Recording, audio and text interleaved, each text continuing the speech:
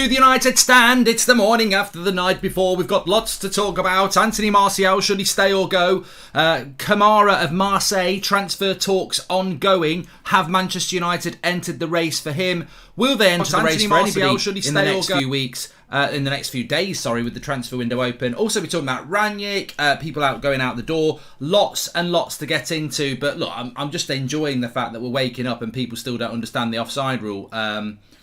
Just amazing, really. I mean, I sort of get it. If you're a United fan and that's Arsenal against West Ham and Arsenal score that goal at the end, it does ruin your Saturday night. Yes.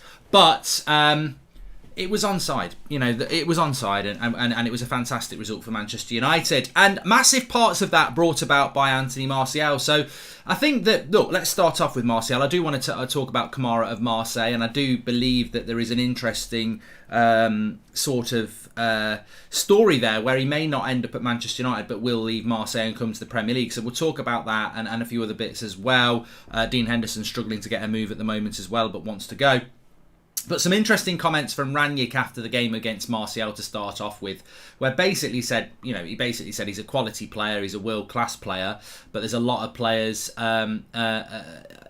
to compete with, and you can understand why he wants to go. And that made me think Martial will leave in the next week, which I think is a mistake, and I'll explain why in a minute. But I think Rangnick really, his post-match comments to me suggested that Martial will still go, and that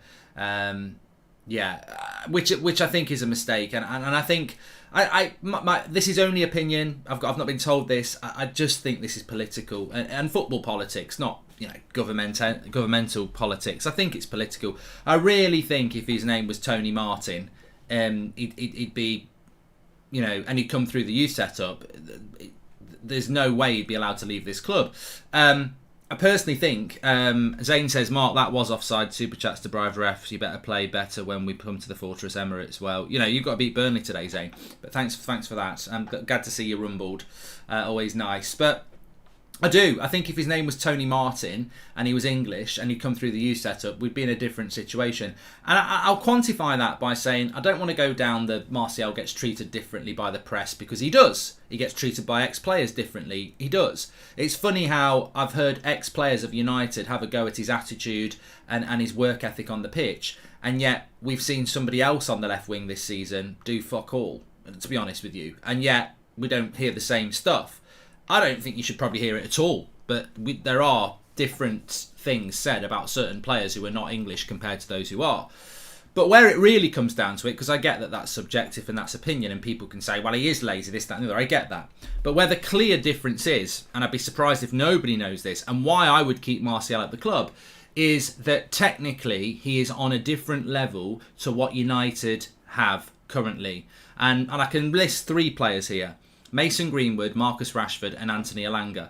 I like all 3 of those. It's well known I like those. I think Greenwood's got the potential to be anything he wants to be. I think Rashford's a lot better than he has been. And Elanga's really exciting. But I think they're quite similar. I think they are quite similar. I think that they are players that are good at, they basically want to shoot. And we saw it a lot yesterday. And we've seen it a lot this season with Greenwood and Rashford. They get the ball, they cut inside and they shoot. And Rangnick referenced this. He said in the last 20 minutes there was people shooting from positions they're never going to score from. And we needed to change that. And I just think that what Martial brings to that team, and always has brought to the team, is his ability to get on the ball, keep the ball close and pass and move. And what's Man United's biggest problem at the moment in the final third? We don't create chances for our striker, whether it's Ronaldo, whether it's Cavani. They're living on scraps, they're frustrated in the box, they get into a position, somebody on the wide gets it, cuts inside, doesn't put the cross in and shoots. And it's infuriating. It really is. I mean, I'm thinking about it now and it's making me angry, even though we've just had a great result. We cut inside and shoot all the time. Anthony Martial came on for 10 minutes yesterday, and West Ham were terrified. They were terrified because they had to back off. When a player cuts in and shoots, you can just stand there and say, shoot, you're going to have to score a worldie to win this game. When a player's running at you with the ball in close control, and when you go to them, they pass and move and it's a 1-2, you're in trouble. And that's why the game changed, because Anthony Martial is very, very good at that. So if you've got a choice between Martial, Rashford and Greenwood, well, I think Rashford and Greenwood are more similar than Martial is to any of them. I think Martial's something different. So the real decision would be, if I was in charge, well, if I'm getting rid of any of them, it's got to be Rashford or Greenwood, because they're quite similar in the way that they approach the game, and Martial's something very different. And if you're going to have a number of strikers, as we saw yesterday, having something different off the bench wins you the game. So for me, I would be speaking to Anthony Martial this morning and I'd be saying, look, why do you want to leave Manchester United? Because I want to be a number 9 and play as a number 9. I don't really think you're going to be a number 9, mate, but I think you could be a brilliant left-sided attacker because you've got something that nobody else has. And I think you could be you could be really, really good. Like French national squad, and I want you to play. Whether United can have that conversation or not, I don't know. There are too many egos at United. Look at Liverpool, says Brody. And I think we've got one from Robert early. Says, can't get on board. It was a very, very rare, good cameo, says Robert. Robert, I'm not burying you on this one, but you know what? I tweeted this morning. I'd love Martial to stay at this club because he gets under the skin of some of our fans. And I just think it's hilarious that a player comes on the pitch, gets booed for a story that wasn't even true. There's people starting the match who've done worse for this club over the last 2 weeks and got away with it. Martial comes on, gets booed for doing something he didn't actually do, changes the game and wins the game, and still people are getting on his back. Now tell me that's not an agenda, because look, I'm not the biggest fan of Fred. If he scores the winner yesterday, he's getting celebrated today because it's fantastic. But Martial is still like, it was a rare cameo, this, that and the other. Like, I get it. There is definitely criticism of Martial, and I've seen a tweet of mine being completely taken out of context. I mean, God, I quite enjoy how I get under the skin of some people. That people, when I praised Martial, are quoting a tweet I did on Wednesday saying Martial shouldn't be anywhere near the starting lineup. Hello, it's Brentford. We played West Ham. I'm saying Martial should not be anywhere near the starting lineup against Brentford. We've just beaten West Ham where he came on as a sub. Context of Brentford game, West Ham game, starting and sub against West Ham. You've got, you can get people to retweet it and go, oh God, Richard's a flip-flop, he doesn't know what he's on about. But you look a dick.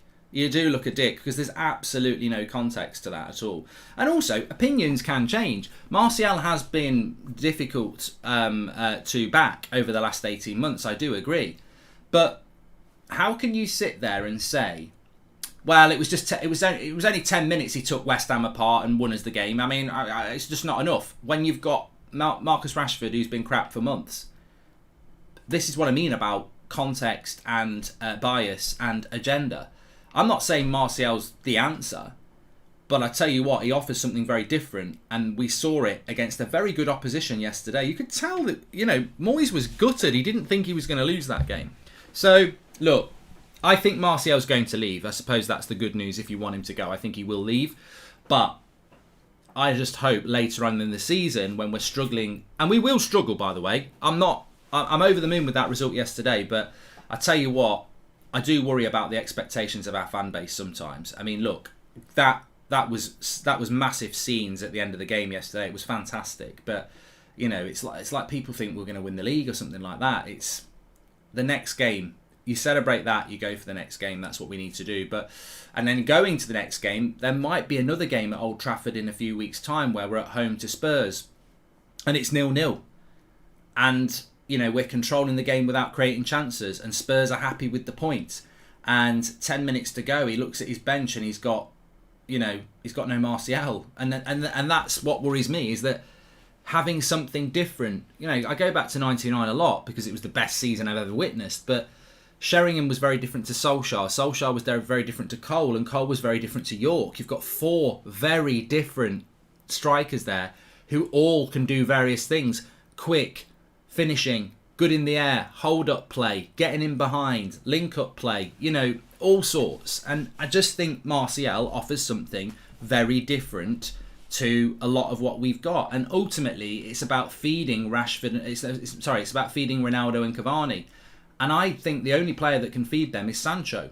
So the only creative player we've got out of Sancho, Greenwood, Rashford and Elanga is Sancho. So I would keep Martial, but I can see him going because I think politically Rangnick would not be able to pick Martial on the left wing week in, week out. And I know that sounds really weird, but I don't think Manchester United would allow Ralph Rangnick to pick Martial on the left wing every week and bench certain other players. Now that sounds ridiculous, and speaking it is, but I do think that club's like that. I really do think the club's like that. I think that there are certain players that have to be in that team, and even the substitution yesterday, Rangnick, he never really makes subs before 70 minutes. I think Marcus Rashford came on after 58 minutes. That was a really early substitution. And he didn't do anything until the tap-in at the end, which was Martial and Cavani, and the subs made the impact. But I just don't think Martial would be allowed to have a future at Manchester United. And I think it's a shame, because I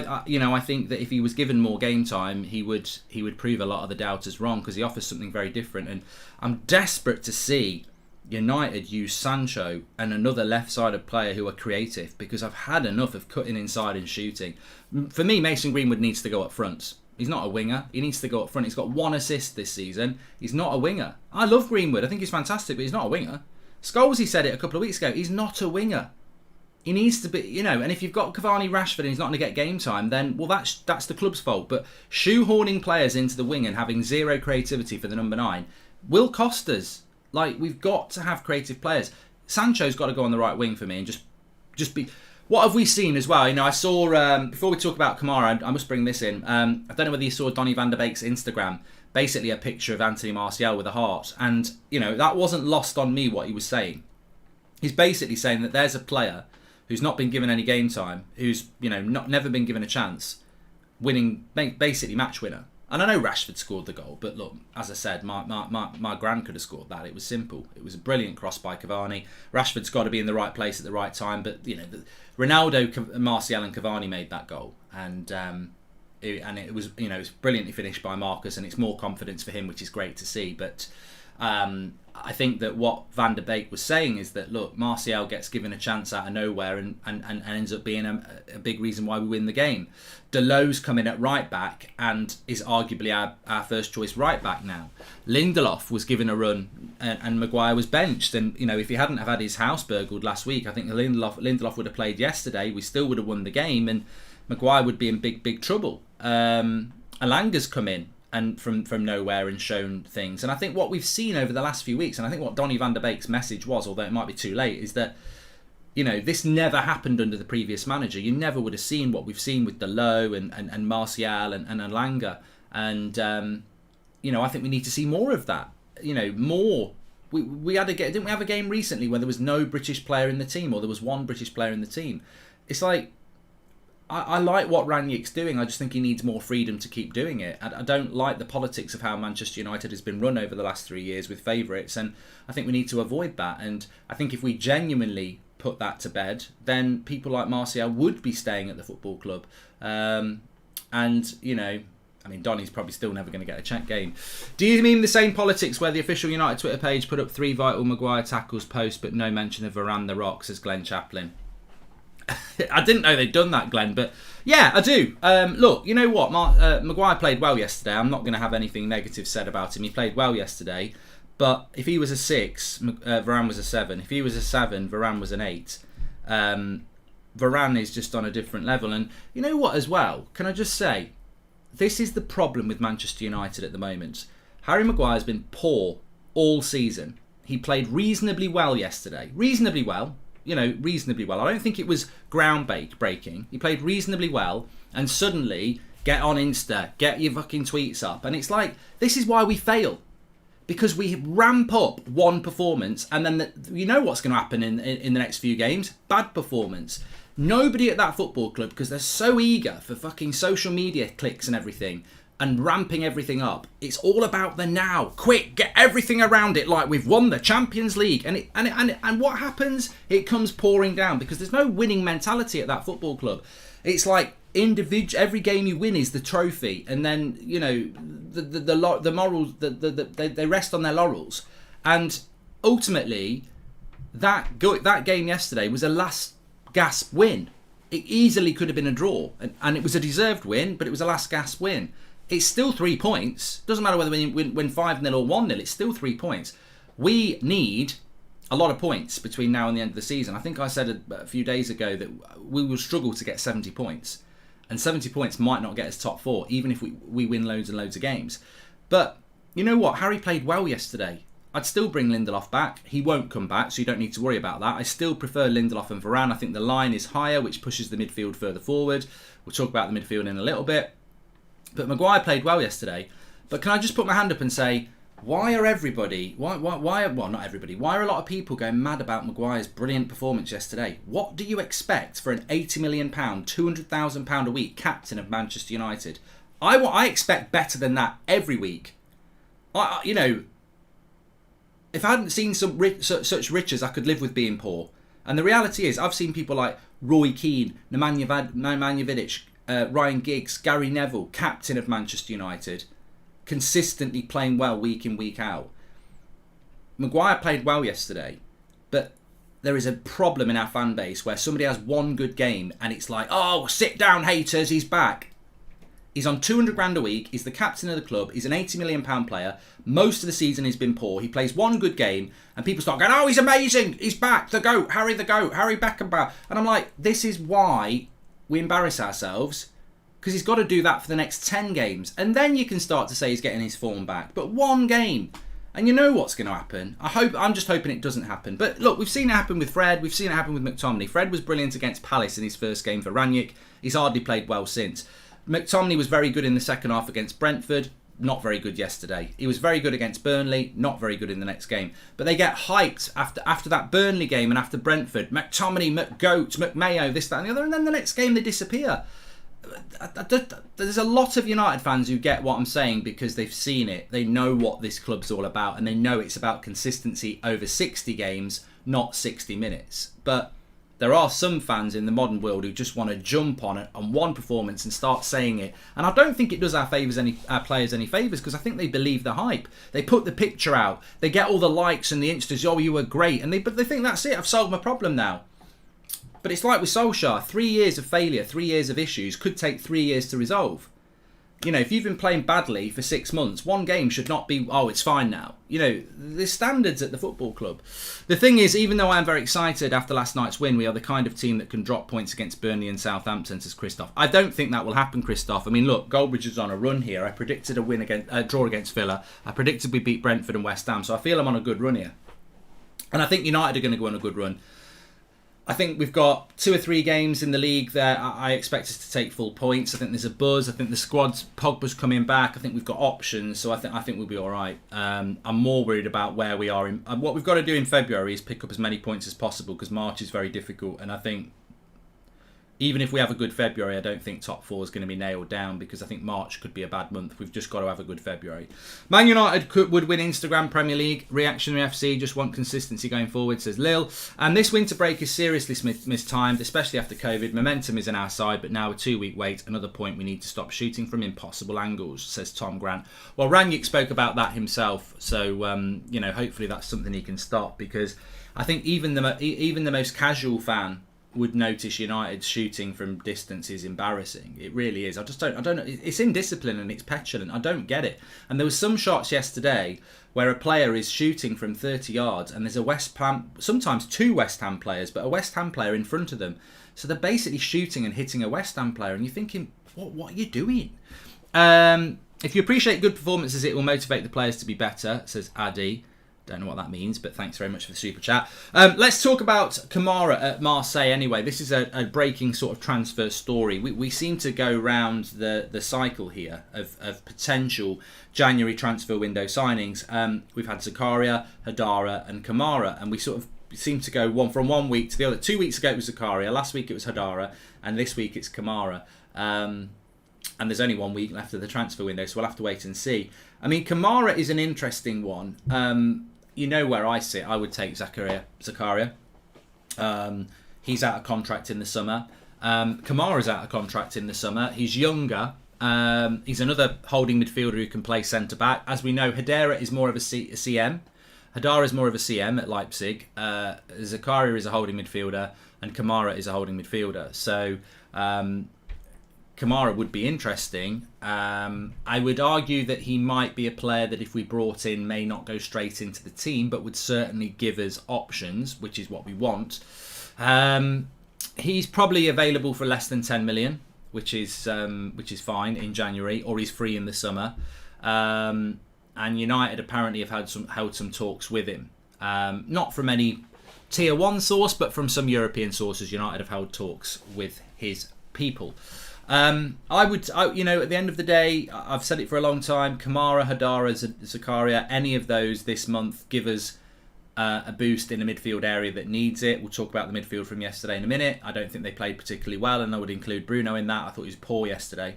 Probably one of the first games where I've been really frustrated with Bruno. I thought he was poor, and people will be surprised by that, but I don't have an agenda against anybody. I just have what's best for Manchester United, and I think that's the best way to be, just to be honest. And Bruno's one of my favourite players, but I thought he was crap yesterday, and that probably explains why he was going mad at the end celebrating, because it's such a relief to win a game that looked like you weren't going to win. But we don't have a holding midfielder. I think we noticed it yesterday. I think we've seen with McTominay that when he's playing a team like Brentford and he's given the licence to go forward, a lower league team, he can be impactful. But as a holding, when his job is to hold the midfield and not go forward, you really see the limitations of McTominay. He's not a holding midfielder. He was poor in the first half against Brentford. In the second half, he was good because he started going forward, because he's an 8, he's not a 6. We desperately need a number 6. So if Kamara could come in and give us an option there, brilliant. The problem we've got is that I think Kamara may well leave Marseille this week, and I would fasten your seatbelts a little bit. Tony's success at United would be at the detriment of Marcus, and they can't have that, says Nana. I personally think you might be onto something there. That's what I mean about politics. It's if United have I don't have anybody telling me this, but this is what I mean about politics. If United have got a choice between Greenwood, Rashford and Martial going, it will be Martial every day of the week. Not for footballing reasons, I don't think. I think, as I said, I think Greenwood and Rashford are quite similar. They cut in, they're not really creative, they're more wide forwards. They're very similar, and you don't need two of them, especially when you've got Alanga coming through. We've got 3 wide forwards who are not the same, but have the same sort of focus. Their flair, they want to shoot, they want to score, they're not creative. Rashford's got 1 assist this year. So if I've got a choice between Rashford, Greenwood and Martial, well, Martial's very different. So I would keep him, and then one of the other 2 would go. But if United have got a choice between those 3, well, 2 of them are English and they came through the youth setup. Sell Martial, and that's what that's what I mean. I like Greenwood and I like Rashford and I like Martial. The reason I would keep Martial is because he's very different. He's a creative winger. He's a creative player. He likes to give and go. He likes to hold the ball up. He will never shoot from 30, 40 yards out like the other 2 will. So, but we will let Martial go, which is, for me, non-footballing reasons. It's more about brand reasons and, the fact that they've come from the youth. But, lots of people would agree with United doing that. I don't, it's a news show, it's an opinion show, everyone's got different opinions. A lot of people would disagree with me and say, I'd rather keep Greenwood and Rashford, and that's fine. Tom Grant, welcome to Members Club. If Ralph is brave enough to go for it with 4 strikers, surely he can be brave enough to drop McFred, says Raven. I did love Ranić going for 4 strikers yesterday as well. It was so reminiscent of Sir Alex days in a game where I think Mourinho, Van Gaal and Ollie would all take the point. If we get a winner, great, but let's take the point. And I think Sir Alex, in a game like that, would look at the league and go, they're a big rival for 4th. I don't want to be thinking about this in the summer, thinking I should have gone for it. Ranić went for it. I don't think it gives me a bit of goosebumps, actually. I don't think he's getting the credit he deserves for that. That was so good. I think I tweeted it when he did it, and it was like attack. And it was, Ranić called the crowd out as well. The Stretford end, the whole of Old Trafford was fantastic, but it was in front of the Stretford end, as it always seems to be. And the brilliant thing was that all 4 strikers, you very rarely get it. Ronaldo played a lovely ball into Martial. Martial weighted it perfectly for Cavani, who plays a lovely cross, and Rashford's there to put it home. 4 strikers all involved in the game. It was magnificent. If we don't get a CDM next week, I fear it's Tara for top 4, says Glenn. Look, going back to Kamara and the midfield issue, he would give us some options in there. I think we all know 100% that United need to buy a midfielder, but we know this board as well. And I think they'll look at that result yesterday, and even without the win yesterday, they'll look at it and go, Pogba's coming back. He's like a new signing.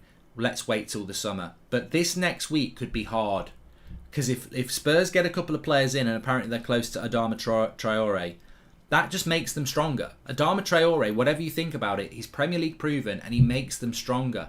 So I look at Spurs and I think Son or Kane get injured, they fall apart. Well, if they've got Adama Traore, they've got Bergwijn, they've got Lucas Moura, they've got options.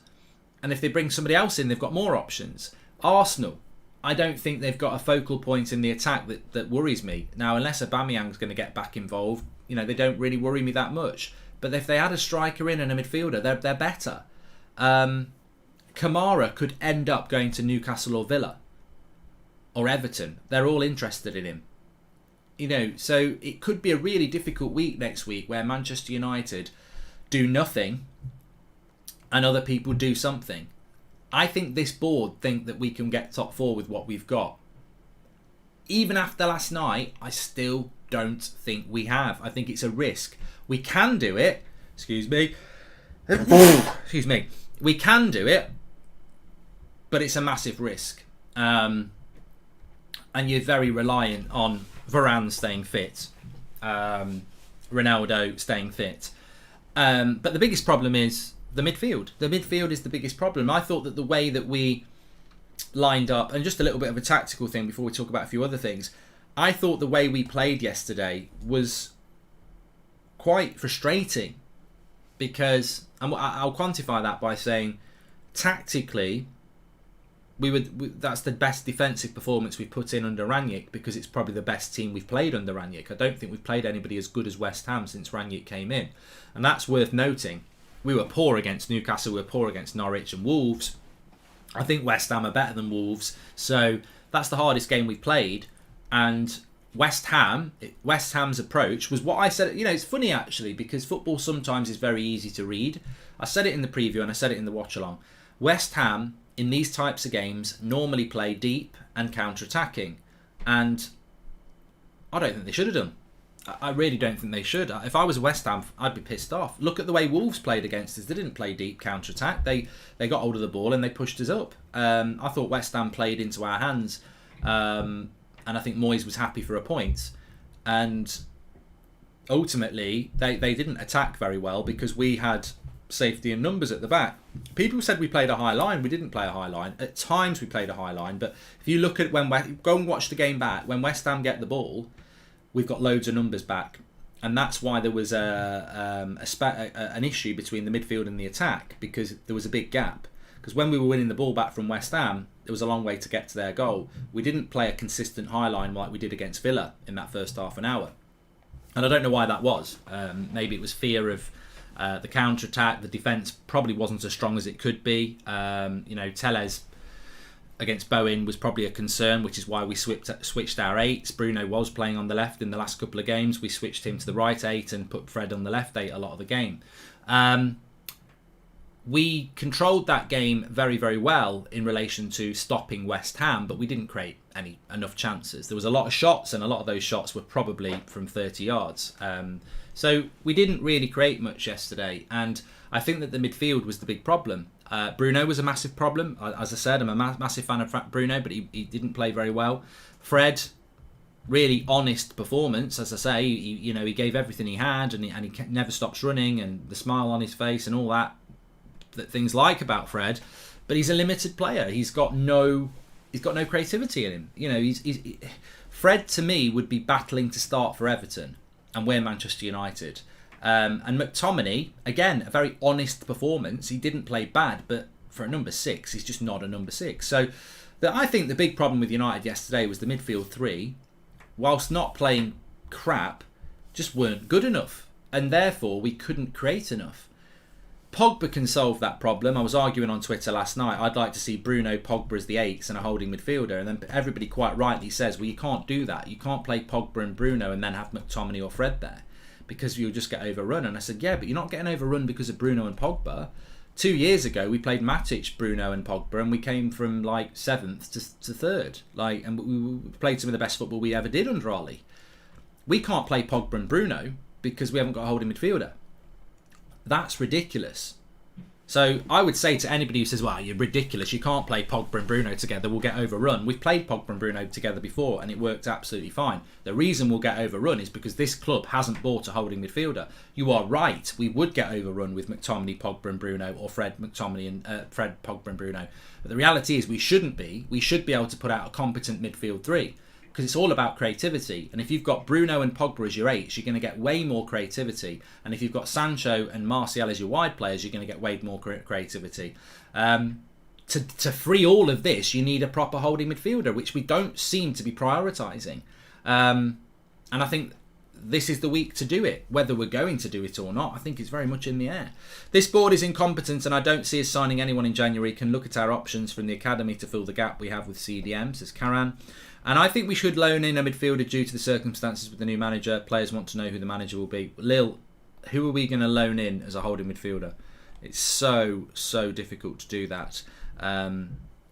So yeah, with KAMARA, there is interest from a lot of Premier League clubs. Apparently Manchester United are now interested. But what I would say about KAMARA, and this might be a reason to depress you, is that apparently the wages he's looking for is around £150,000 a week.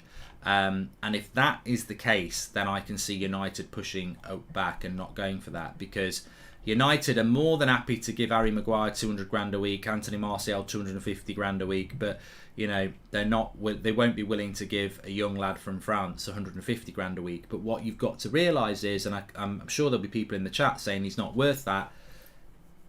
He's worth whatever somebody will pay for him because he's out of contract in the summer. Jesse Lingard is probably worth 150 grand a week at the moment. I wouldn't give him 100 grand a week, but he's worth 150 grand a week because he's out of contract in the summer. So, you know, at the end of the day, you've got to look at it and go, well, if you're giving him 150 grand a week, what's that? £600,000 a month? It's £7.2 million a year. £7.2 million a year in wages to give him 150 grand a week. But you're buying a player for less than 10 million who's probably worth 30 million. So do the maths. If you bought him from Marseille under 3 years contract, you'd probably have to pay him 100 grand a week and pay them 30 million pounds.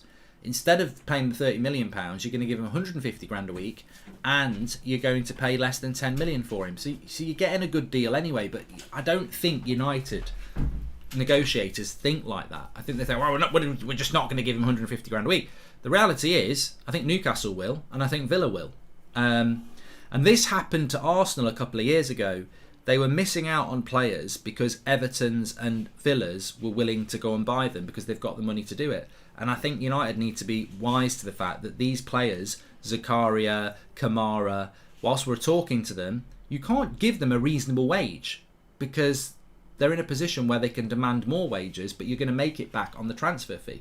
Mark, how wants your take on Adam saying Ronaldo was bad yesterday? Because for me, he played well considering he played deep because we made no chances, says Ryan.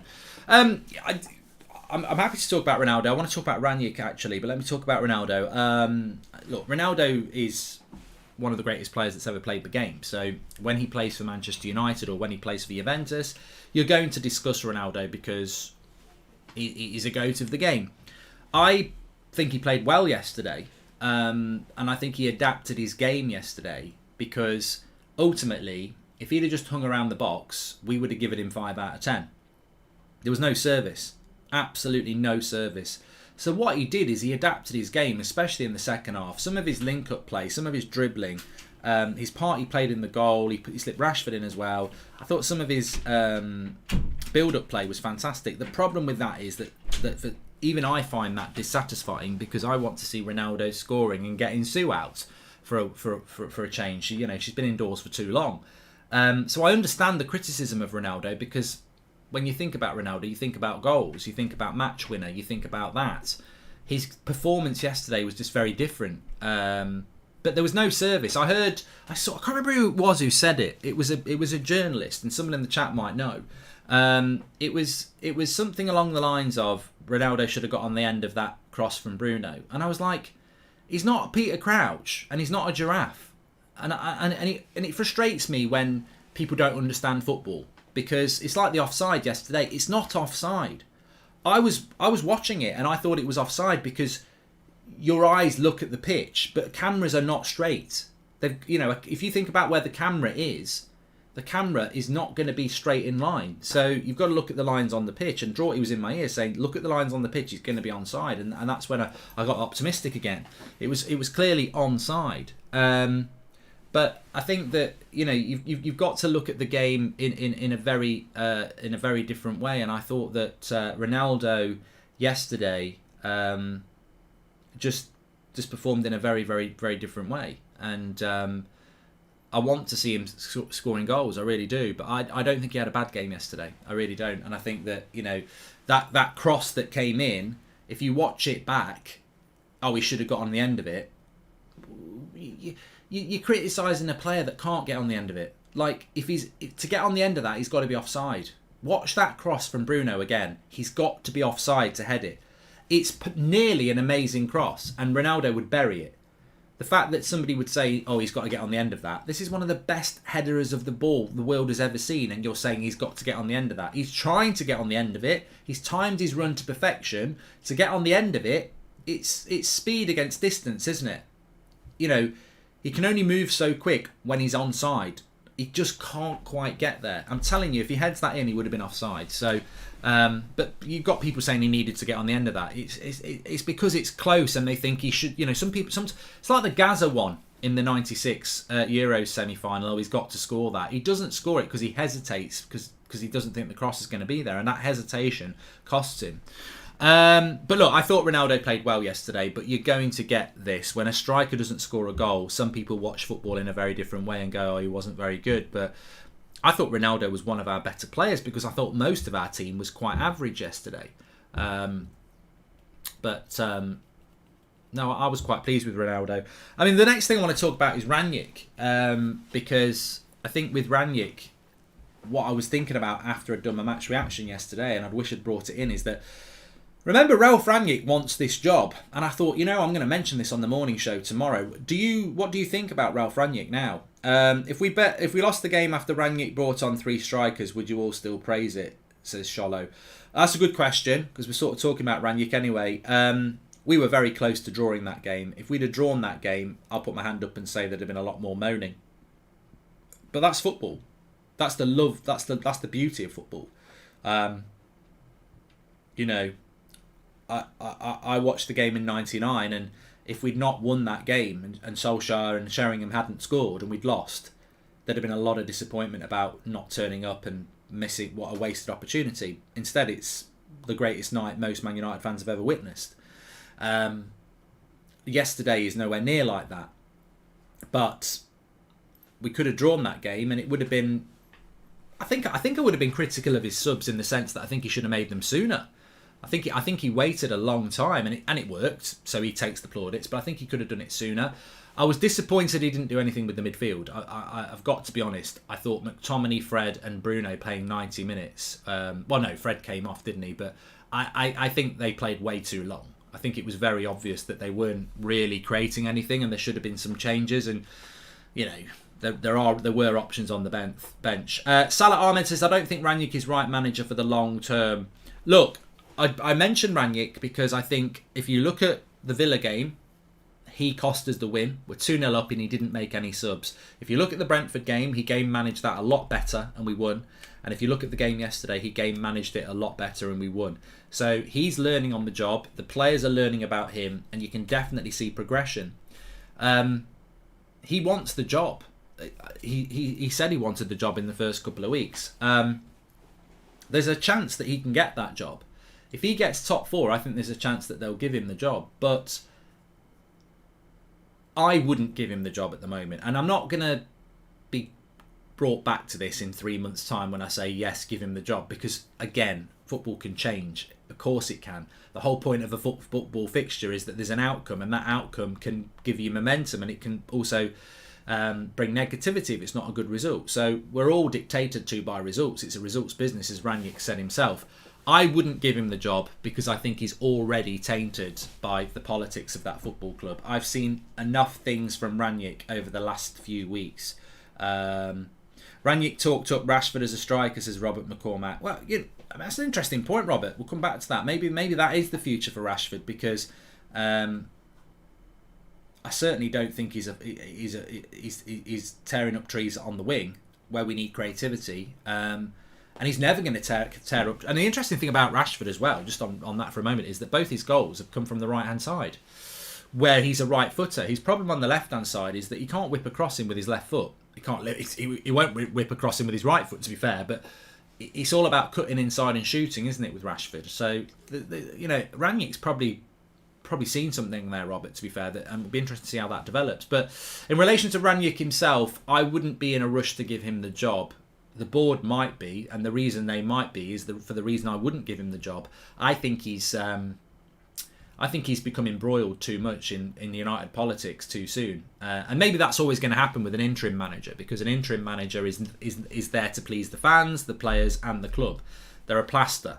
That's what they're there for. And we've been down this road before with a plaster.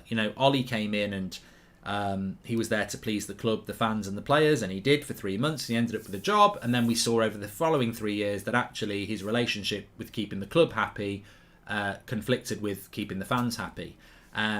That's why I'd be reluctant to give the job to Rangnick, because yes, he's making us happy, but he's also there to make the club happy, and I don't think the club's principles match up with the fans' principles.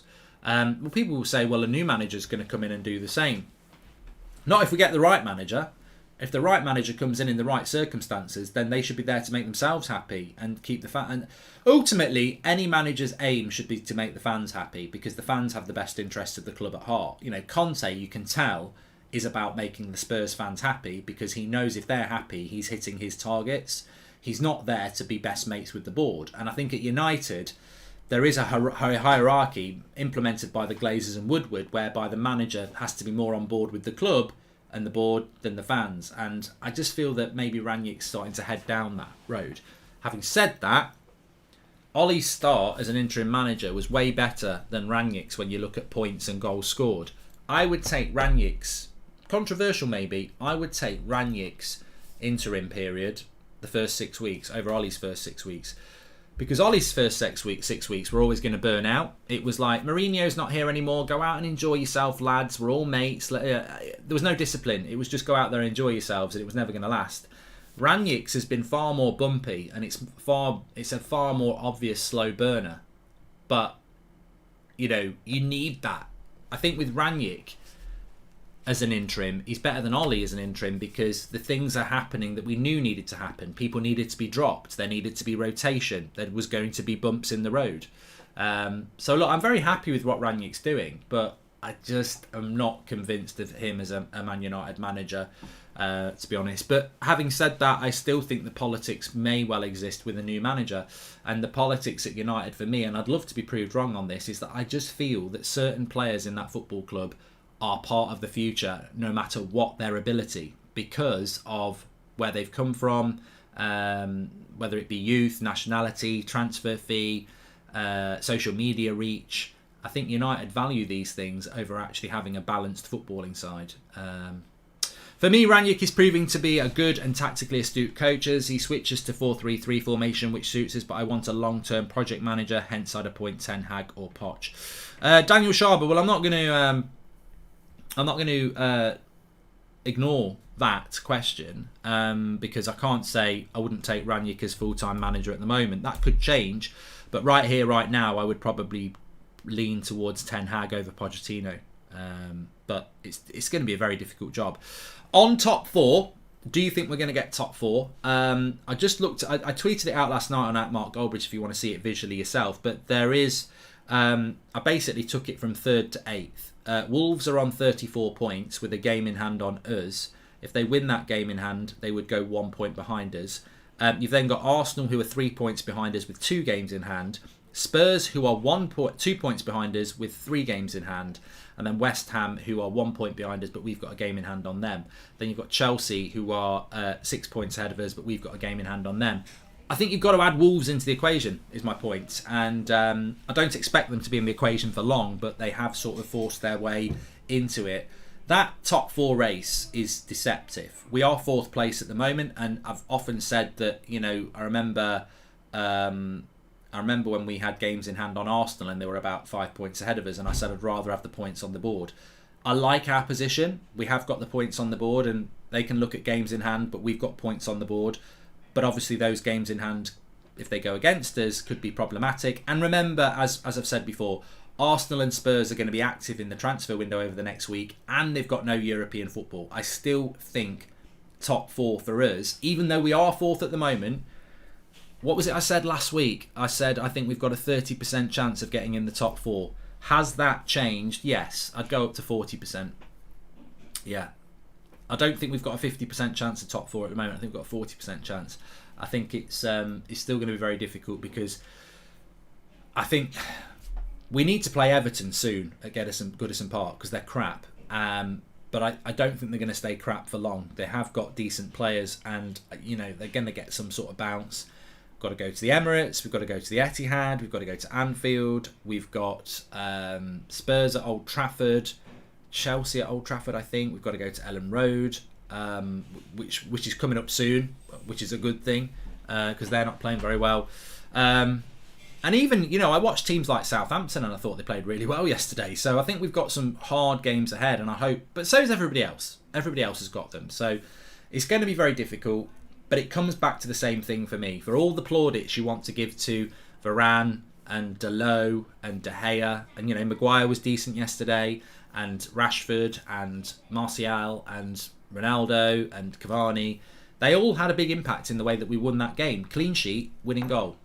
The big problem for me yesterday was the midfield, and I include Bruno in that. I don't think Bruno played very well. McTominay was very average, and Fred was at his limit, but was still average. That's the problem still. That game yesterday, defence kept the clean sheet, attack won the game. The midfield for me was the weak spot, and this is always going to be the problem this season. It's been a problem all season. So for me, my concern is, what's Paul Pogba going to do in that team? I'd love him to walk in and play number 8 with Bruno, but who's going to hold the midfield if we do that? The most vital thing about Rangnick compared to Ollie is that he's not as stubborn. He admits mistakes and makes changes. I'm excited for the future, says Matthias. If we can get a midfielder in this week, so will I be. Right, thanks everyone for watching. I am actually going to do Chelsea against Spurs watch along this afternoon. It's a 4:30 kick-off on That's Football. It's a big game for United really, because we're 6 points off Chelsea and we've got Spurs behind us, so we probably want to draw. But you can tune in and watch that. We'll be having a bit of chat obviously about United. 8 o'clock tonight. Ricky's on, I think Adam's on, Beth's on. I think that's who we've got on. 8 o'clock show tonight. So make sure you smash a like on the video and subscribe. I'll speak to you all in a bit. Take care, everybody. Really enjoyed the show this morning, and I'll speak to you all in a little bit.